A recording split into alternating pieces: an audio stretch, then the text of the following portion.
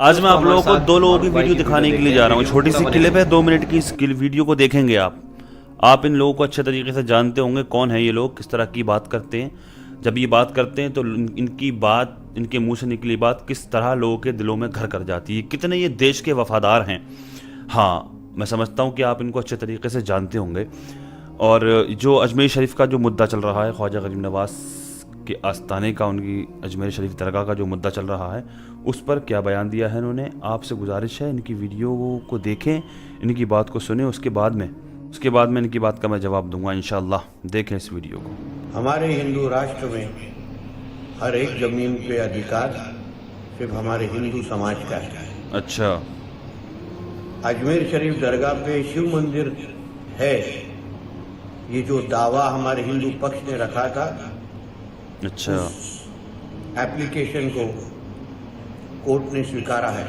चादर तो लेके गया था स्वागत करता चढ़ाने के लिए, पेश करने के जो लिए। हमारे हिंदू समाज का था वो हमारे हिंदू समाज का होके ही रहेगा, इतना विश्वास मैं व्यक्त करता। दुआ तो खूब करवाई थी इलेक्शन जीतने के लिए। सबको पता है, एक और है साहब, ये लगातार मुगलों का यहाँ आतंक रहा, यमनों का रहा, और उस संपूर्ण उनके आतंक में जो यहाँ पर लूटने कसोटने के लिए देश को आए, उन्होंने जहाँ जहाँ देश के जिस कोने में गए, उन्होंने एक ही काम किया कि जहाँ भी सनातनियों के धर्म स्थल है उसको खंडित किया जावे, मूर्तियों को खंडित किया जावे, मूर्ति और मंदिरों को खंडित करके वहीं पर फिर मकबरे मीनारें बनाई जाए, वहीं मकबरे चुने जाएं।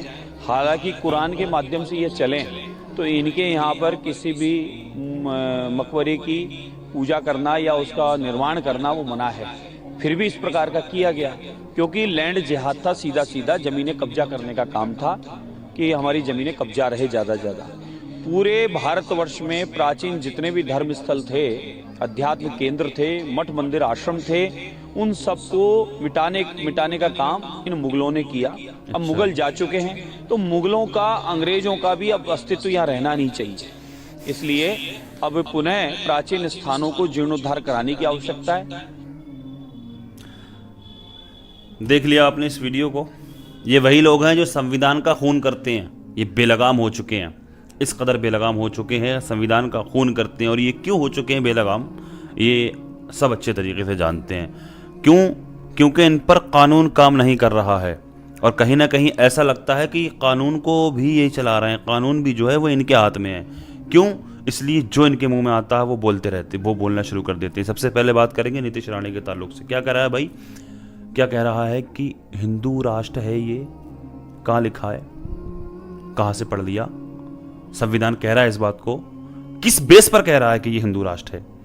ये जमहूरी मुल्क है। हिंदू राष्ट्र मत गाओ, ये जमहूरी मुल्क है जो हमारा संविधान कहता है। इसलिए संविधान का खून मत करो। इस मुल्क में रहने वाला, चाहे वो किसी भी मजहब का हो, किसी भी धर्म का मानने वाला हो, वो अपने मजहब के, अपने धर्म के अनुसार जिंदगी गुजारने का, इस मुल्क में रहने का पूरा हक है उसको। और जो इसको ना माने, जो इसकी खिलाफ वर्जी करे वो संविधान की, तो वो संविधान का हथियारा है।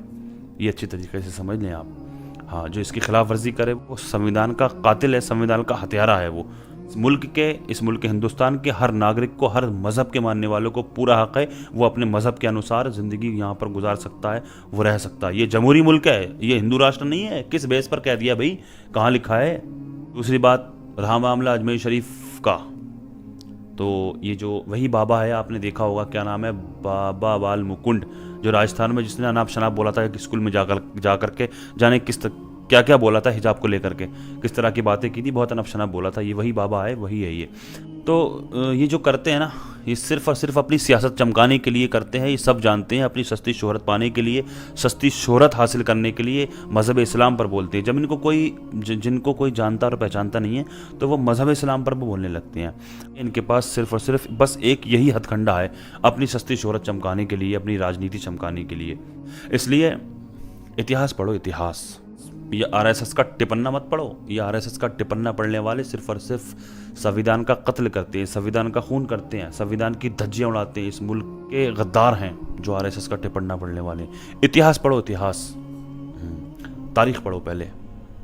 अगर मुग़लों ने अगर आतंक फैलाया होता तो जो तुम यहाँ पर आज खड़े होकर इस तरह का जहर घोल रहे हो, अगर मुग़लों ने आतंक फैलाया होता तो तुम आज यहाँ पर मौजूद नहीं होते।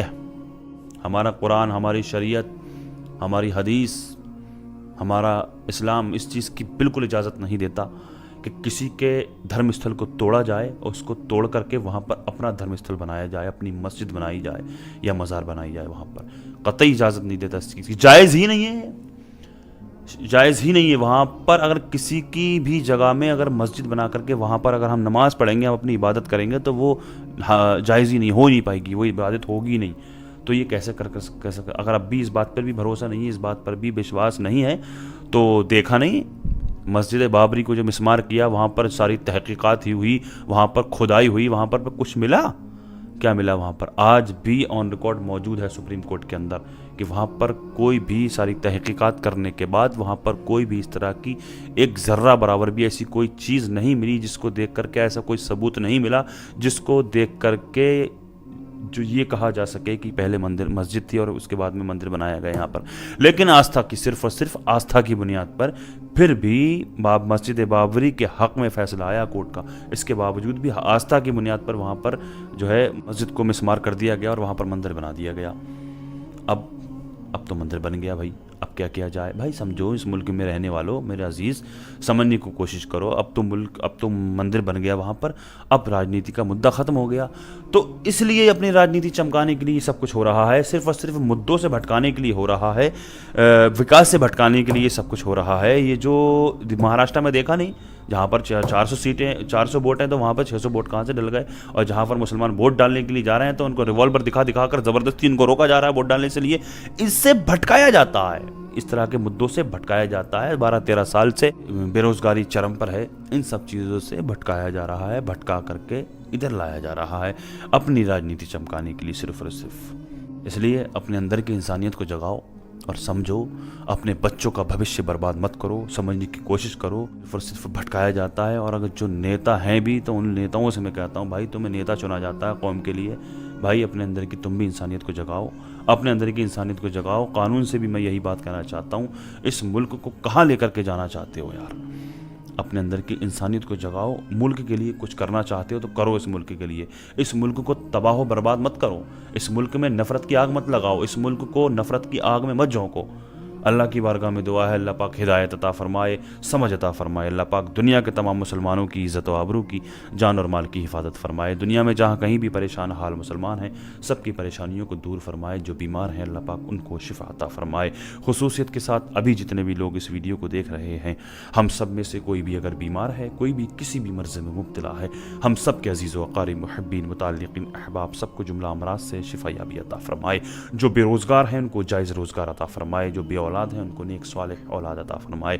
जो साहिब औलाद हैं उनकी औलादों को अल्लाह पाक नेक स्वालिह बनाए।